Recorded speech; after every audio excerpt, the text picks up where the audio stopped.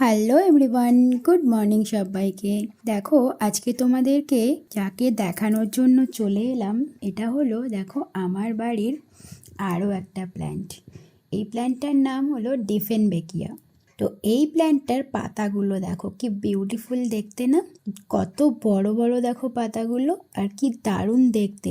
এটা কিন্তু অনেকগুলো ভ্যারাইটি আছে, আমার কাছে দু রকমের আছে, এই একটা আছে আরেকটা আছে, সেটা একটু পরে দেখাচ্ছি। আরও অনেকগুলো, ওটা 3-4টে ভ্যারাইটিস আছে, তো আমার কাছে দু রকমের আছে। তবে এই গাছটা কিন্তু ভীষণ সুন্দর দেখতে, আর দেখো কতটা বুশি হয়েছে। আমি অবশ্য এটাকে বুশি করেছি, এটাকে কাটিং করে করে তারপর এটাকে আবার লাগিয়ে এভাবে এটাকে বুশি করা হয়েছে, না হলে কাটিং না করলে এটা একদম লম্বাটে টাইপের হয়ে যায়। আমার কাছে আরেকটা যে ভ্যারিয়েন্ট আছে সেটার কাটিং করিনি, তো সেই জন্য ওটা দেখবে একটু লম্বাটে টাইপের হয়ে আছে। আর এই গাছটা যেহেতু আমি কাটিং করে করে রেডি করেছি, তাই এটা একটু বুশি হয়েছে। আর এর পাতাগুলো এতটাই বড়, পাতাগুলোকে মাঝে মাঝে একটু জল দিয়ে আমি ধুয়ে দিই। আর এইখানে দেখো গাছটা কতটা হাইট, দেখো গাছটার। এই গাছটা ঘরের যে কোনো একটা কর্নারে রাখলে কিন্তু দুর্দান্ত একটা লুকস দেবে। আর গাছটার পাতাগুলো জাস্ট দেখো, বিউটিফুল দেখতে। আমার তো ভীষণ পছন্দের এই গাছটা। তবে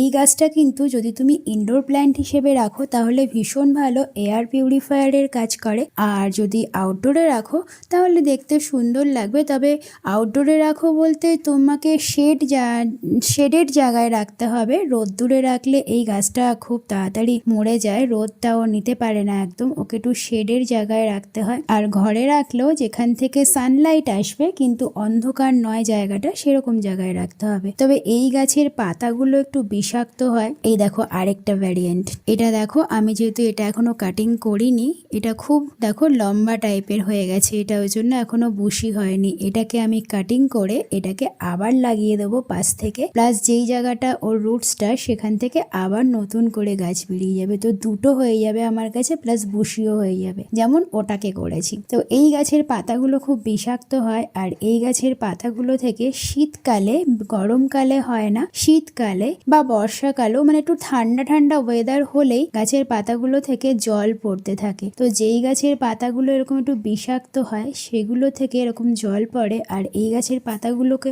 যদি বাড়িতে বাচ্চা থাকে বা পেট থাকে তাহলে একটু দূরে রাখতে হয় এই গাছ থেকে তাদেরকে, কারণ গাছের পাতাগুলো বাই চান্স যদি তারা খেয়ে নেয় তাহলে কিন্তু বেশ কিছুক্ষণের জন্য গলার আওয়াজ একদম বন্ধ হয়ে যায়, তারপর আবার আস্তে আস্তে ফিরে আসে সেটা। তো সেই জন্য এই গাছের পাতা থেকে বাচ্চাদেরকে আর পেটকে একটু দূরে রাখতে হয়। তো এই ছিল আমার এই ডিফেনবেকিয়া গাছের গল্প। কেমন লাগলো তোমাদের অবশ্যই জানিও, আর গাছটাও কেমন লাগলো অবশ্যই জানিও।